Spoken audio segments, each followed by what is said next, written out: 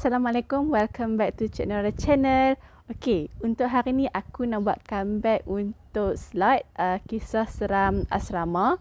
Dan kisah seram asrama kali ni adalah diceritakan oleh kawan aku, yang mana pengalaman ni dialami oleh pengawal di sekolah tersebut lah, yang terletak di Kuala Terengganu. Okey, baik. Kisah ini berlaku pada tahun 2016, yang mana kejadian ni dialami oleh dua pengawal di sekolah tersebut. Yang mana dua pengawal tersebut adalah perempuan, yang mana seorang dikenali sebagai Kak Nani dan seorang lagi dikenali sebagai Kak Sofia. Dua guard ni boleh dikatakan selalu bertugas di kawasan Blok Aspura, yang mana sewaktu itu Blok Aspura berhadapan dengan Blok Form 6. Okey, cerita kali ni hampa anggap sebagai satu hiburan, bukan, aku tak maulah hampa anggap ataupun ambil cerita ni dengan percaya sebulat-bulatnya, sebab cerita ni diceritakan oleh kawan-kawan dia juga. Dan cerita ni kira zaman ke zaman lah, orang tahu lah. Kalau duduk sekolah tu, mesti orang tahu lah cerita tu. Dan untuk pengetahuan hampa, kisah ni berkaitan dengan blok Form 6 yang terletak di sekolah tu.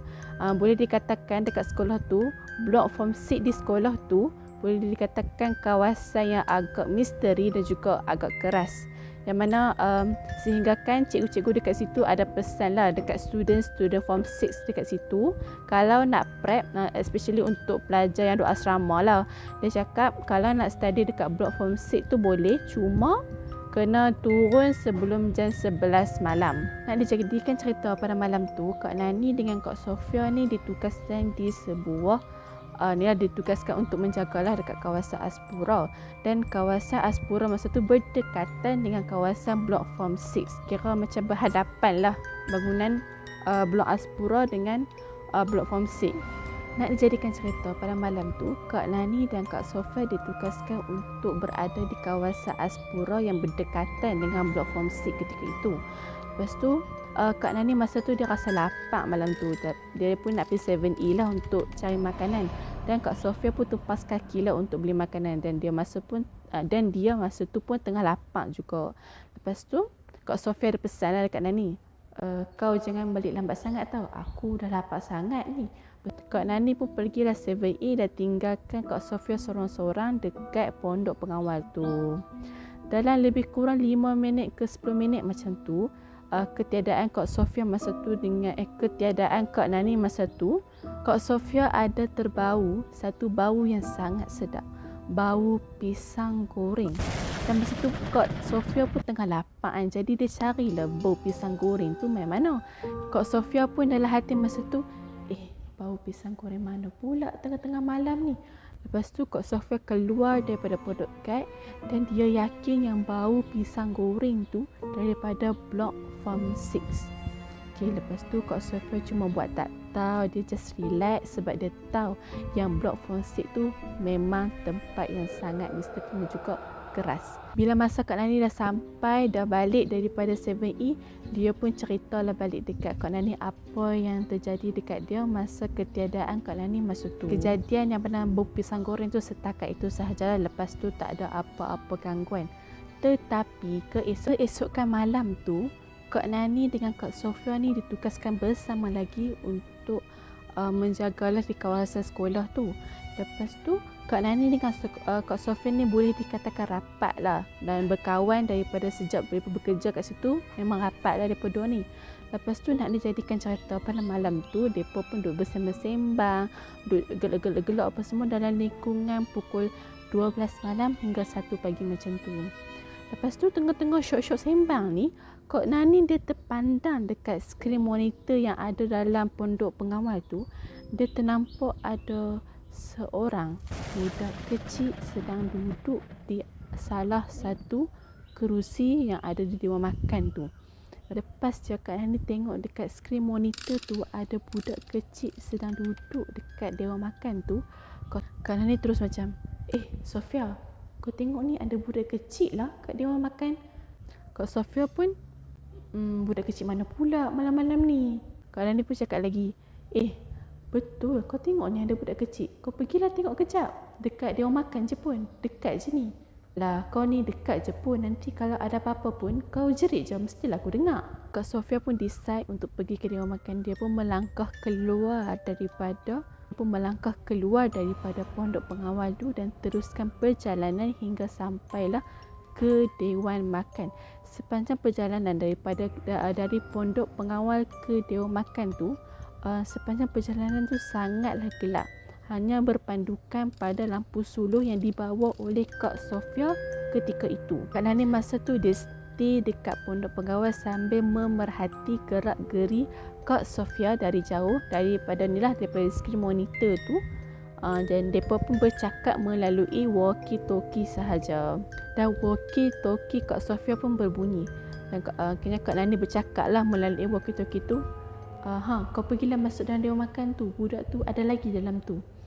Masa tu staff ataupun pekerja-pekerja dekat dewan makan tu dah balik tau. Jadi dalam dewan makan tu memang gelap, tak ada buka lampu apa-apa pun.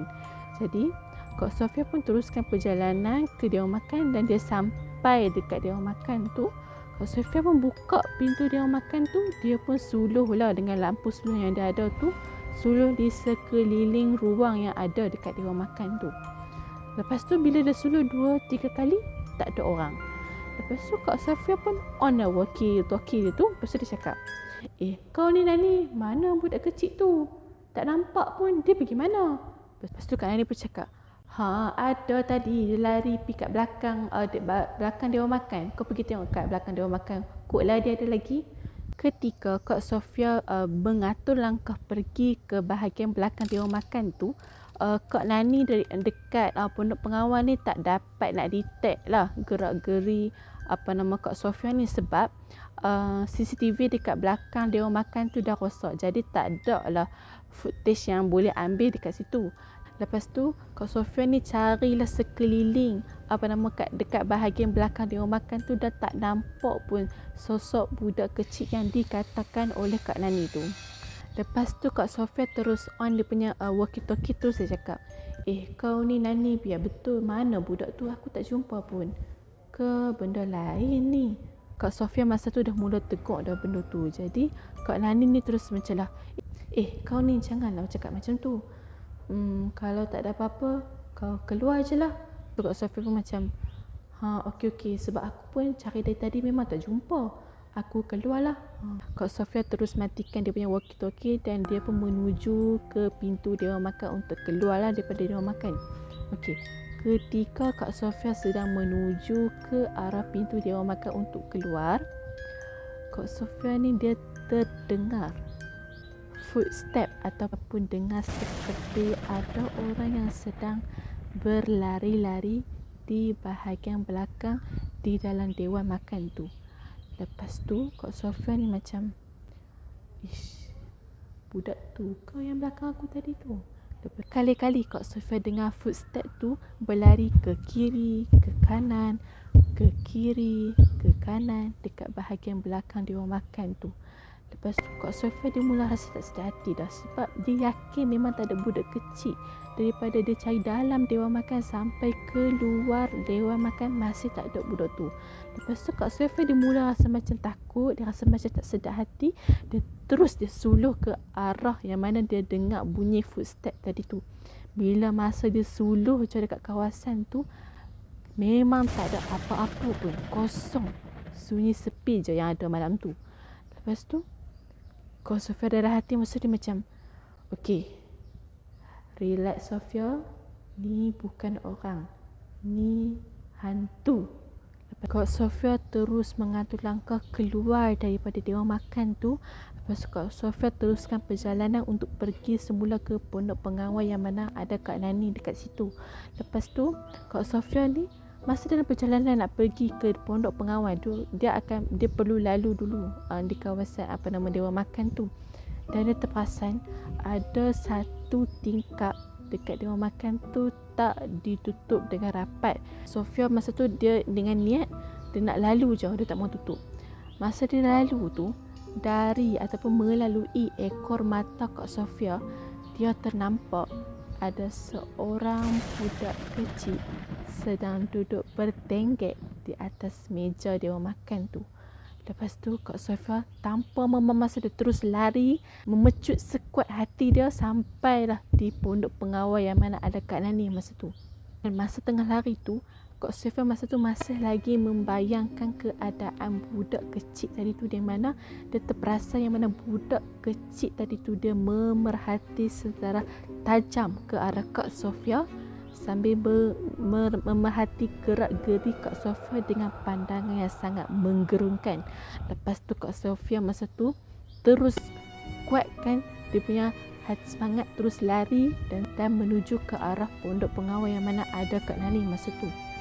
Lepas tu Kak Sofia teruskan perjalanan dengan keadaan dia masa tu sangatlah mendebarkan, sangatlah menakutkan.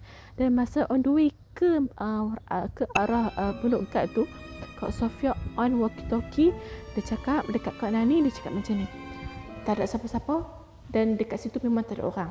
Dia cakap macam tu.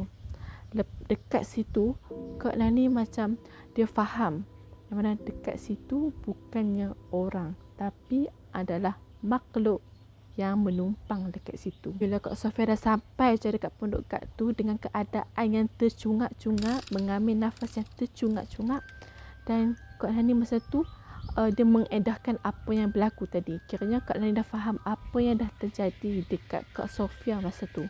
Selang beberapa jam daripada kejadian yang berlaku dekat Kak Sofia tu, dalam lingkungan pukul 2-3 pagi macam tu, Kak Sofia dah sampai turn Kak Sofia untuk pergi kunci jam dekat kawasan Blok Aspura. Selesai kunci jam je, Kak Sofia pun tolehlah ke belakang untuk menuju ke pintu masuk. Untuk menuju ke pintu masuk tadi tu lah, untuk keluar pergi semula ke pondok guard tu. Lepas tu masa on the way nak pergi ke pintu keluar tu, Kak Sofia ni terpaksa seperti ada seseorang yang sedang duduk di salah satu kursi rehat yang ada dekat taman bunga tu. Lepas tu Kak Sofia ni macam terperasan seperti Kak Nani yang berada di kawasan taman bunga tu. Lepas tu Kak Nani Kak Sofia masa tu dia macam tak jelas sangat. Untuk kepastian dia terus melangkah ke depan untuk lebih dekatlah dengan sosok wanita yang dia nampak tu. Makin lama makin dekat, dia nampak memang Kak Nani. Tetapi masa tu keadaan Kak Nani sangat menyeramkan, di mana Kak Nani melemparkan satu senyuman yang sangat menyeramkan.